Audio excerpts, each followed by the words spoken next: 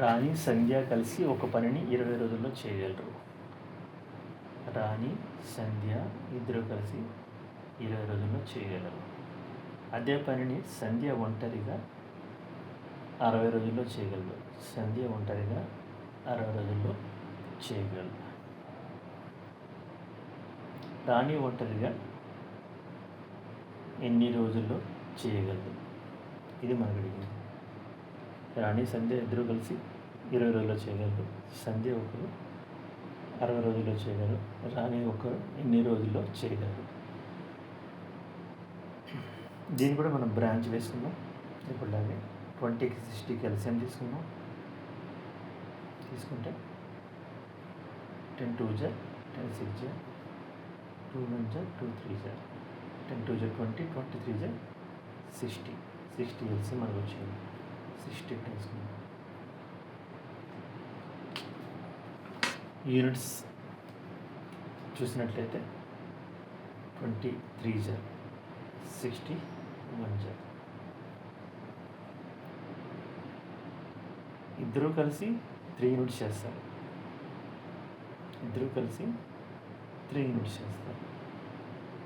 సంధ్య 1 unit చేస్తుంది.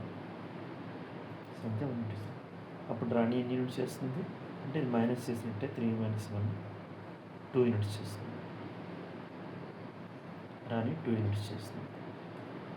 రాణి ఒక్క రోజులోని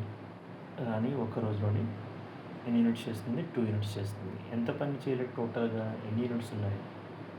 ఎన్ని యూనిట్స్ పని చేయాలంటే 60 యూనిట్స్ పని చేయాలి. 60 యూనిట్స్ పని చేయాలి. రాణి ఒక్కరోజు 2 యూనిట్స్ చేస్తుందంటే 60 యూనిట్స్ కంప్లీట్ చేయాలని ఎన్ని రోజులు పడుతుంది? 60/2 అంటే 30 డేస్ పడుతుంది.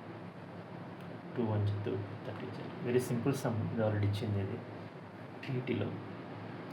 రాణి సంధ్య కలిపి 20 రోజుల్లో చేయగలరు. సంధ్య 60 డేస్లో చేయగలదు. రాణి ఒక్కరు ఆ పనిని ఎన్ని రోజుల్లో చేయగలరు? సింపుల్గా 20కి 60కి ఎల్సిఎం తీసుకుంటే 60 వచ్చింది. తర్వాత ఒక్క రోజులో ఎన్ని యూనిట్ చేస్తారంటే 23 జా 60 61 జా 60 ఇది వచ్చింది. ఇక్కడ రాణి సంధ్య ఇద్దరు కలిపి 3 యూనిట్లు చేస్తారు. సంధ్య 1 యూనిట్ చేస్తుంది. దీంట్లోని రాణి ఎన్ని యూనిట్స్ చేస్తుంది ఒక పని అంటే R+S ఈ రెండు ఉన్నాయి. దీంట్లో మనం ఎస్ మైనస్ చేసినట్టు 6. రాణి ఒక రోజులో ఎన్ని యూనిట్స్ పని చేస్తుందని వస్తుంది. అంటే 3 - 1 2 యూనిట్స్. రాణి ఒక్క రోజులో 2 యూనిట్స్ పనిచేస్తుంది.